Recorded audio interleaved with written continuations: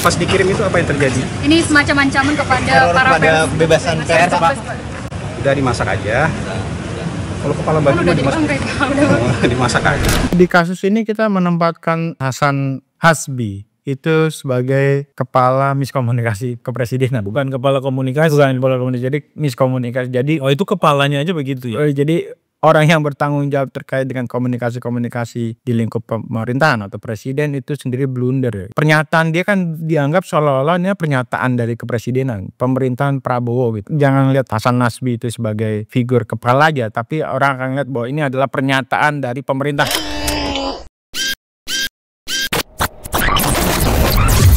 Halo sahabat integritas, jumpa lagi di kanal Satu Visi Utama program Buka Kartu. Omon-omon para menteri dan wakil menteri Kabinet Merah Putih menuai berbagai kontroversi. Yang melakukan tidak hanya 1-2 orang, tapi banyak. Ya, dari mulai persoalan gas melon hingga teror kepala babi yang kemarin sempat diterima oleh para jurnalis di Tempo. Nah, untuk mendiskusikan soal ini, kita akan membincang persoalan omon-omon ini sebagai persoalan komunikasi publik ya, yang kita rasakan hari ini. Ya, publik resah, publik kemudian pesimis, ya, publik kemudian juga merespon secara negatif beberapa hal yang disampaikan secara langsung oleh para menteri di Kabinet Merah Putih. Kita akan berdiskusi dengan Bung Emerson Yunto dari Visi Integritas. Bung Emerson, apa kabar? Kabar baik, Pak. Ini batiknya keren ini. Betul, batik keren. Kita juga, saya juga pakai batik yang kira-kira sama ya. Ini produksi dari Tanah Bumi. Ya. Kebetulan desainernya adalah Mas Paku Utama. Jadi sahabat integritas kalau tertarik ingin beli bahannya gitu ya, silahkan menghubungi kami atau menghubungi langsung Tanah Bumi Mas Paku Utama. Bung Eson, ya, Pak Prabowo 1 hari yang lalu menyampaikan penegasan kepada para menterinya untuk memperbaiki komunikasi publik. Ya, karena ini yang menimbulkan kegaduhan, ini yang menimbulkan pesimisme. Ini yang menimbulkan ketidakpastian. Dan antipati bahkan. Dan kemudian antipati. Tapi sayangnya banyak yang ngomong gitu ya. Banyak yang bicara, kalau orang awam itu mengatakannya ngasal lah. Ya, tidak terukur, tidak berdasarkan penelitian, bahkan diselingi dengan bercandaan gitu ya. Seakan-akan masalah di Republik ini adalah masalah yang bisa ditangani dengan bercanda. Nah, kita akan runut satu persatu. Bung Eson, kita mulai dari Bahlil. Ya, Bahlil Lahadalia, Menteri SDM. Jadi Bahlil ini dalam sebuah acara di DPP Golkar ya, Jakarta Barat, Sabtu 8 bulan 2 2025 itu sedang menyampaikan pidato dan tiba-tiba mic-nya itu berhenti mati. Ya, dan secara spontan dia bilang begini, ini jangan-jangan belum selesai, jangan-jangan ada yang belum dapat gas kali ya, gitu ya. Coba dicek, biasanya kalau panitianya kayak begini, ini pasti aktivis KNI, ujar Bahlil. Dan dengan pernyataan itu kemudian disambut dengan gelak tawa ya oleh para elit dan politisi Golkar. Kita tahu waktu itu sedang ramai kebijakan Bahlil soal 3 kilo gas nela subsidi yang menimbulkan masalah. Orang ngantri, orang kemudian kebingungan, masyarakat menjadi panik ya, dan bahkan ada korbannya ya. Tapi kemudian itu direspon dengan bercanda. Ini level apa yang kita punya hari ini, Pak Eson? Pejabat-pejabat seperti ini. Nah, ini juga apa ya, menarik kalau kita lihat soal figur-figur ya, siapa saja sih orang yang ditunjuk-tunjuk oleh Prabowo gitu ya, sebagai anak buahnya atau sebagai bawahannya Pak Prabowo ya. Ini kan figur yang sebenarnya ketika dia merespon situasi yang sebenarnya juga pelik, dianggap kontroversi di tengah masyarakat, harusnya juga dia responnya juga dengan bijak ya, tidak dengan misalnya bercanda. Ini kan sama aja menertawakan sesuatu itu keresahan, kesusahan orang dengan bercanda. Padahal yang harusnya dibutuhkan oleh masyarakat adalah empati. Jadi bagaimana misalnya pemerintah mencari jalan keluar terhadap persoalan-persoalan itu. Ya apalagi kan itu adalah kebijakan yang dia buat Kak. Betul, itu kan di bawah kewenangan Pak Bahlil soal pengaturan soal gas. Kita tahu sempat terjadi kelangkaan, kemudian sempat jadi chaos sebenarnya. Jadi apakah orang harus datang jauh-jauh untuk dapatkan gas 3 kilonya, belum lagi misalnya soal tadi ini subsidi tidak subsidi itu kemudian jadi keresahan banyak orang. Oke, itu baru Pak Bahlil. Baru balik. Nah ini juga harus dilihat bahwa ini kan Bahlil jangan hanya dilihat sebagai Bahlil, tapi orang melihat bahwa ini adalah perwakilan dari pemerintahan Presiden Prabowo. Iya, apalagi dia juga adalah ketum Golkar ya. Betul, jadi dianggap mewakili juga, jangan dianggap mewakili suara partai politik. Oke, yang kedua, nah ini Immanuel Ebenezer atau sering dipanggil sebagai Noel ya. Dia adalah Wakil Menteri Ketenagakerjaan ya, Wamenaker. Noel ini pernah menanggapi juga sesuatu yang kontroversial terkait dengan tagar kabur aja dulu. Kita tahu ini keresahan anak muda ya melihat Indonesia yang kok nggak jelas. Indonesia yang kelihatannya makin gelap gitu ya, pekerjaan susah, kemudian ya mereka nggak punya kepastian. Akhirnya muncul semacam kritik lah ya. Ini kan semuanya sebenarnya adalah bagian dari kritik ya. Kritik kabur aja dulu. Tagarnya ini ramai dan direspon oleh Noel dengan mengatakan seperti ini. Ya kalau mau kabur sajalah ya.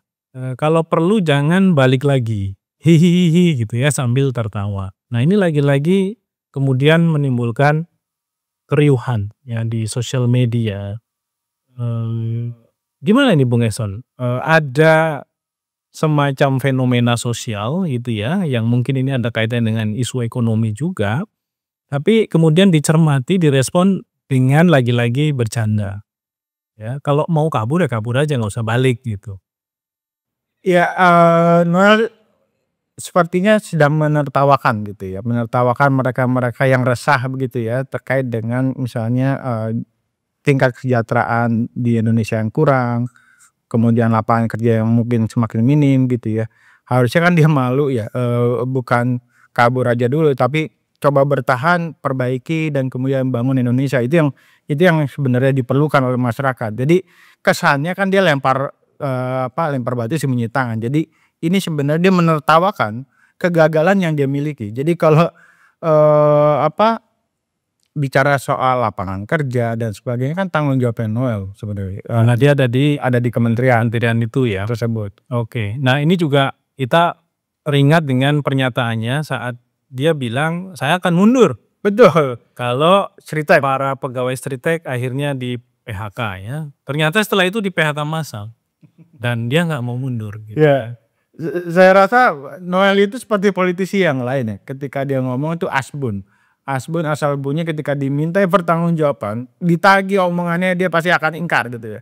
Jadi seolah-olah ya dia bilang waktu itu mungkin dia tidak serius atau sebenarnya ini pernyataan lebih ke politis dan kemudian ketika ditagih dia mungkin ngeles seperti bajai gitu.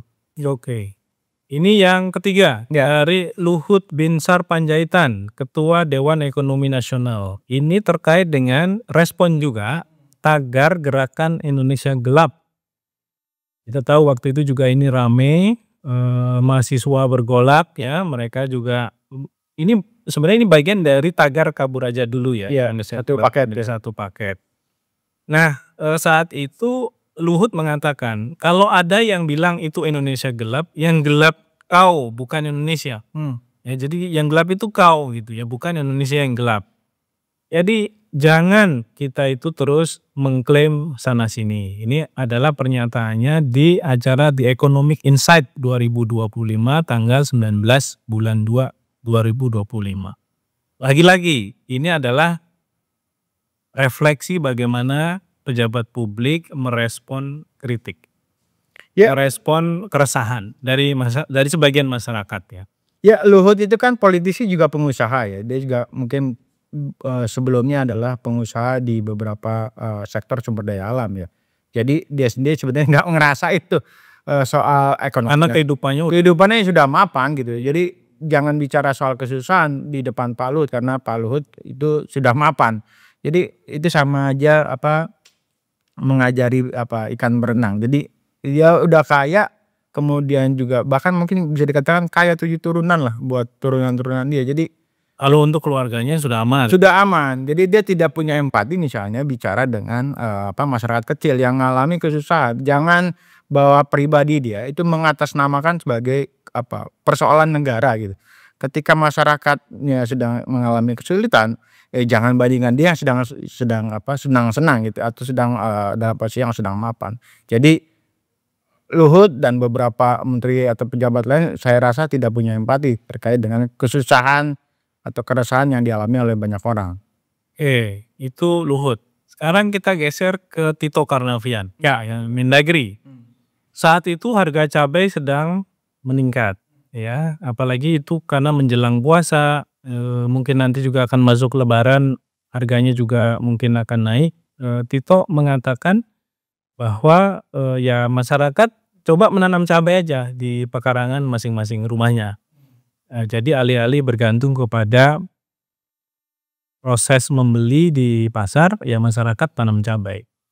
Nah ini juga menimbulkan kritisisme ya di tengah masyarakat karena menanam cabai itu kan butuh proses, Betul. butuh waktu gitu ya. Dan ini lagi-lagi sepertinya kok kayak pemerintah lepas tangan ya, supaya kamu nggak susah harganya supaya kamu nggak susah, nggak harus keluar duit banyak, yang mending kamu tanam cabai gitu. Maksudnya secara umum orang bilang ya kalau kayak gitu sih kami juga tahu gitu, harus tanam apa gitu ya. Gimana Pak Ezo?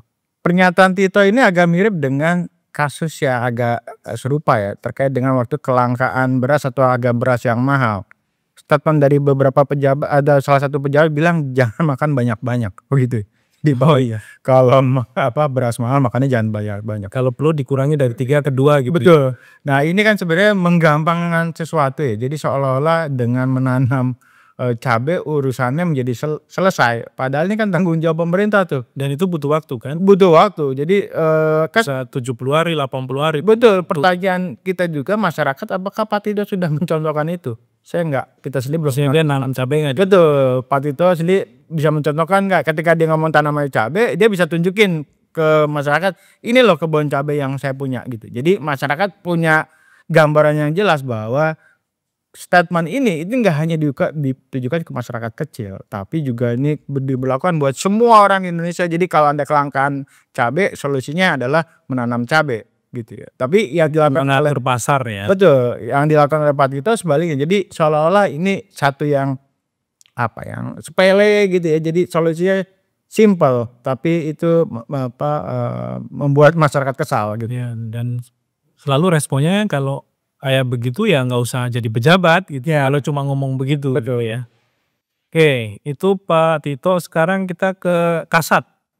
Marana Simanjuntak. Ini kaitannya dengan responnya terhadap penolakan revisi Undang-Undang TNI. Dia mengatakan pemikiran bahwa akan ada kembalinya Orde Baru duwi fungsi TNI itu pemikiran otak kampungan gitu ya. Nah lagi-lagi ini pernyataan yang sepertinya mudah sekali disampaikan. Ada judgement tertentu yang itu tendensinya negatif. Padahal ya sekali lagi yang menolak itu banyak loh ya. Demonya juga besar gitu ya. Dan itu kan harus dihitung sebagai kritik, sebagai hal yang sebagai hal yang harus dipertimbangkan dalam pengambilan keputusan gitu. Gimana Pak Ezo? Ya ini melawan kritik dengan menjudge orang ya. Jadi seolah-olah yang tidak sependapat dengan dia adalah kampungan. Saya nggak tahu Pak Maruli perkotaan kali ya.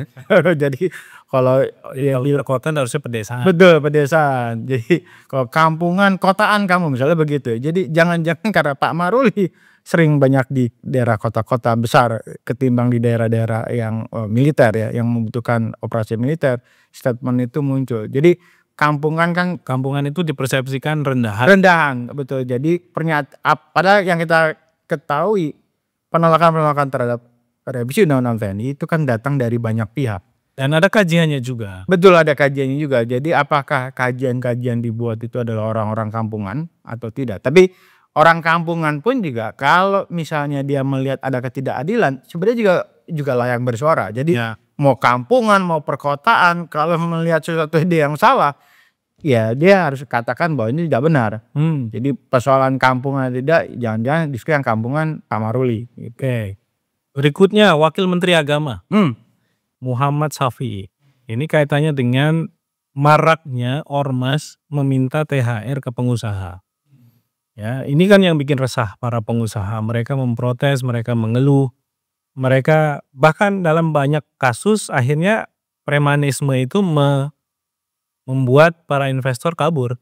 Ya, dan itu kan sebenarnya mengganggu juga siklus ekonomi di kita. Kita butuh investasi supaya ekonomi bergerak. Tapi kok ada pejabat yang mengatakan ya itu kan tradisi.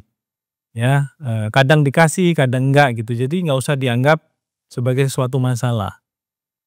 Tapi kok saya melihat wamennya ini beda lah sama menterinya ya. Kalau menteri agamanya itu kok kelihatan sangat santun, beradab gitu ya. Pernyataannya juga terukur. Mungkin karena dia juga adalah seorang ulama ya.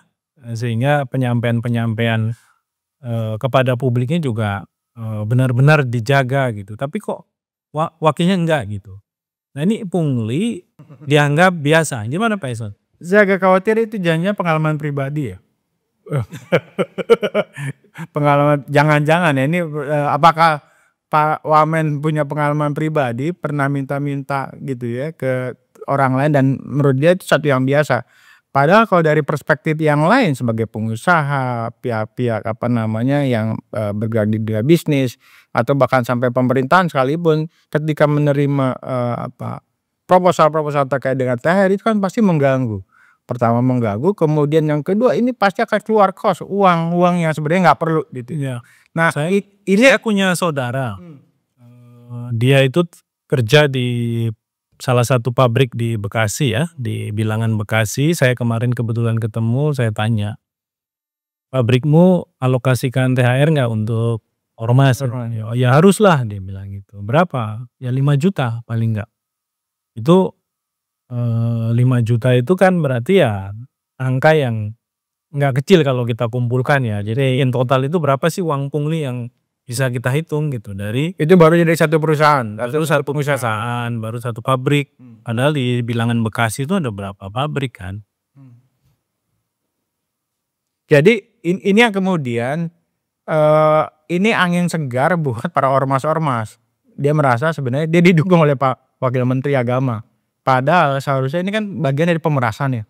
Pemerasan dan bisa dipidana. Dan agama nggak boleh sana. Betul, pemaksaan itu kan nggak bisa. Jadi yang Kecuali sedekah ya. betul, kecuali dia minta sedekah gitu ya, bukan sama THR kan. THR kan biasanya maksa tuh. Maksa atau kalau nggak sekalian aja dia dimasukkan saja sebagai orang yang berhak menerima zakat begitu ya, ormas gitu. Iya. Nah ini yang kemudian saya pikir blunder ketika orang resah dengan sejumlah permintaan ormas terkait dengan THR, paksaan, memalak dan sebagainya.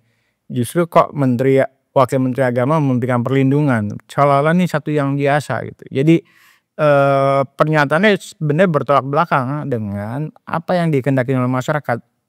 Ormas yang melakukan pemalakan itu harusnya disikat gitu ya. Jangan Ini kesannya kok asal keluar gitu loh iya dari kepalanya gitu. Nah kalau kita merangkum dari semua pernyataan-pernyataan ini kayaknya memang semua Belum semua Son. belum ada banyak. Masih ada. Iya. Masih ada.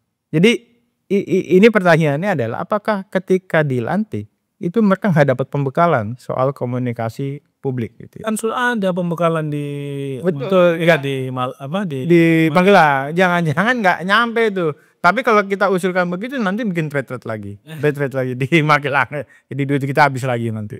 Oke, yang berikutnya ini yang paling panas, Hasan Hasbi, Kepala Komunikasi Presiden. Ini kaitannya dengan teror kepala babi ya yang diterima oleh salah satu wartawan Tempo, Cica. Ya, dia adalah host dari program Bocor Alus Tempo. yang kalau dalam posisi kita ya melihat teror itu ya berarti teror kepada seluruh jurnalis yang ingin mengungkap kebenaran ya, yang ingin menyampaikan informasi yang jujur kepada publik gitu. Tapi Hasan Hasbi ini ketika ditanya merespon dengan sangat santai ya ke media, ya sudah dimasak saja gitu ya. Itu respon yang dia berikan sehingga itu menghebohkan, bahkan Metro TV membuat satu editorial khusus soal ini. Ya, beberapa yang lain juga sama. Artinya apa yang disampaikan oleh Hasan Hasbi menyinggung ya komunitas jurnalis dan media di Indonesia. Karena kemudian muncullah gerakan Kami Bersama Tempo dan lain-lain. Lagi-lagi ini ngomong soal yang sepele, yang bercanda sepertinya, tapi kemudian punya implikasi serius karena mungkin saja akhirnya dianggap ya negara kayaknya nggak punya concern deh terhadap perlindungan ya warga negaranya, perlindungan terhadap kerja-kerja jurnalis, Pak Ison? Di kasus ini kita menempatkan Hasan Nasbi ya, Hasbi itu sebagai kepala miskomunikasi kepresidenan. Bukan kepala komunikasi. Jadi miskomunikasi. Jadi Oh itu kepalanya aja begitu ya? jadi orang yang bertanggung jawab terkait dengan komunikasi-komunikasi di lingkup pemerintahan atau presiden itu sendiri blunder ya. Jadi pernyataan dia kan dianggap seolah-olah ini pernyataan dari kepresidenan, pemerintahan Prabowo gitu. Jadi jangan lihat Hasan Nasbi itu sebagai figur kepala aja, tapi orang akan lihat bahwa ini adalah pernyataan dari pemerintah gitu. Jadi ketika ada teror terhadap jurnalis, kepada masyarakat sipil gitu ya, itu kan harus direspon dengan bagaimana melakukan proses penegakan hukum tuh terhadap si pelaku teror. Bukan misalnya menggampangkan sesuatu ini atau bercanda sesuatu yang tidak tepat gitu ya. Ya udah dimakan aja. Nah, ini kan pertanyaannya kalau itu apa sih namanya kepala babi ya. Muncul lagi misalnya bangkai tikus kemudian dia bilang dikasih kucing aja. Nah, ini kan sesuatu yang tidak tepat gitu. Kalau Hasan sendiri yang ngomong secara pribadi barangkali ya udah kita anggap selesai. Tapi Hasan itu kan mewakili dengan jabatannya, mewakili sebagai kepala komunikasi kepresidenan. Artinya apa? Jangan-jangan itu adalah pernyataan juga dari pemerintah Prabowo gitu ya, terkait dengan teror yang dialami oleh teman-teman di Tempo. Oke. Nah terakhir, meskipun tadi di awal kita buka dengan satu pernyataan dari Pak Prabowo agar para menterinya memperbaiki komunikasi publik. Tapi kita juga tahu Pak Prabowo sendiri punya masalah dengan komunikasi publik. Ada bahkan 3 catatan di sini ya. Yang pertama, ketika dia mengatakan dasmu. Nah, ini kan jadi ramai juga. Ada lagunya bahkan. Ada poster-poster, ada meme dan lain-lain. Dasmu itu ya bahasa yang sebenarnya Kasar. ya informal lah ya. Dia berlaku hanya di pergaulan terbatas dan tidak disampaikan oleh seorang kepala pemerintahan gitu ya. Kita nggak pernah lihat tuh presiden manapun ngomong kayak begitu gitu. Bahkan kalau kita lihat di periode sebelumnya presiden kita kan juga nggak ada yang ngomongnya begitu gitu ya. Itu baru satu, ndasmu. Yang kedua, ini juga kesannya ada sesuatu yang dianggap sepele. Ketika indeks harga saham gabungan turun 6,12%. Dalam rapat kabinetnya Pak Prabowo mengatakan kalau harga saham itu bolehlah naik turun. Yang penting harga pangan aman, negara aman gitu ya. Jadi ada kesan menyepelekan juga ya masalah yang terjadi dan akhirnya sekarang kita tahu rupiah semakin tertekan. Hari ini kita juga bisa mendengar itu pengumuman dan antara juga tidak direspon secara positif ya. Indeks harga saham gabungan juga kembali mengalami penurunan. Jadi karena mungkin investor juga melihat kok nggak ada yang serius nih gitu ya pemerintahannya. Ketiga, nah ini juga pernyataan mengkritik gerakan mungkin RUU TNI ya yang menolak RUU TNI. Ini pernyataannya di peresmian kawasan ekonomi khusus Industropolis ya di Batang, Jawa Tengah. Ini saya kutip aja, dia bilang, saya tegaskan di sini tidak benar dan kita akan maju terus. Biar anjing menggonggong, ya kita akan maju terus. Kita akan bangun masa depan yang gemilang, gitu ya. Jadi menyamakan juga kritik-kritik itu mereka-mereka yang resah, pengkritik yang tidak suka dengan pemerintah karena satu hal. Tidak suka dengan pemerintah itu kan karena kebijakannya. Bukan karena saya nggak suka dia, nggak suka si C, si D gitu ya. Tapi kebijakannya memang bermasalah. Nah, di satu sisi dia meminta agar ada perbaikan komunikasi publik, tapi dia sendiri sebagai presiden juga memproduksi masalah dalam komunikasi publik. Ini konsekuensinya apa ini ke depan? Sebenarnya dia butuh konsultan, mungkin konsultan komunikasi. Tapi kan ada kepala komunikasi. Betul, ya kepala komunikasi sendiri yang Yang miskomunikasi itu juga agak dilematik. Jadi perintah dia itu hanya ke orang lain, tapi tidak untuk dirinya sendiri gitu. Nah sebenarnya Prabowo harusnya juga melakukan evaluasi ya. Evaluasi dengan statement dari bawahannya maupun juga dirinya sendiri. Jadi sekarang ini di tengah situasi yang juga tidak menentu, sulit, kemudian proses demokratisasi yang kemudian semakin terkikis, harusnya kan butuh keprihatinan gitu ya. Jadi sikap-sikap yang kemudian cuek, kemudian dianggap sebagai satu yang bercandaan, sepele begitu, sebaiknya udah nggak perlu lagi nih. Kalau ini terjadi lagi, orang akan antipati tuh terhadap pemerintahan Prabowo. Orang juga akan lihat bahwa ya mereka sendiri nggak punya solusinya. Pemerintahan Prabowo nggak punya solusi atas masalah-masalah yang terjadi. Jadi dia menganggap menyederhanakan persoalan seolah-olah dengan bercanda itu dianggap selesai. Nah, evaluasi ini penting. Evaluasi terhadap komunikasi politik tidak hanya tegur, tapi juga yang bahkan paling ekstrim kalau memang sudah tidak tertolong. Misalnya kepala komunikasi juga harusnya diganti dengan orang yang lebih bijak ya. Yang statement-statementnya menyejukkan, memberikan harapan, kemudian justru memberikan nuansa positif lah bagi kebijakan pemerintah Prabowo. Jangan ketularan sosmed semua mereka ini. Ya jangan-jangan begitu. Nah yang celaka kan begitu. Statement-statementnya kan seolah-olah menempatkan dia secara pribadi. Jadi tidak bisa membedakan dirinya sebagai person Betul. dengan pejabat publik. Pejabat publik yang kemudian dilabelin mereka adalah orang pemerintah gitu. Padahal sudah digaji tuh mereka. Nah itu yang kemudian jadi masalah ya. Jadi sepanjang komunikasi betul memang harus diperbaiki komunikasi publik ya atau komunikasi politiknya. Karena kalau enggak ini bahaya nih. Ini baru belum ada setahun, 6 bulan bahkan. Iya. 6 bulan aja mungkin kalau bicara soal tingkat kepercayaannya bisa jadi ini akan semakin turun nih. Orang-orang yang dulunya punya harapan-harapan besar terhadap pemerintahan Prabowo ketika merespon situasi yang mungkin dianggap genting, dianggap kemudian membawa dampak bagi masyarakat banyak, itu direspon dengan bercanda begitu ya, atau tidak punya jalan keluar yang pasti. Oke Bung Eson, Ya. ini sebenarnya menjadikan kita teringat ya dengan satu pernyataan. Saya nggak tahu ini dari siapa gitu ya, karena saya juga nggak pengen ini dianggap hanya milik satu agama saja. Ada satu istilah, diam itu emas gitu ya. Ya itu pengertiannya kalau kita itu ngomong tapi malah bikin masalah, ini lebih baik diam, lebih baik tidak bicara. Direnungkan saja dulu, ditimbang dulu ya. Nggak harus langsung merespon juga pertanyaan wartawan. Kan bisa saja, saya no comment dulu karena saya belum tahu masalahnya apa, ya.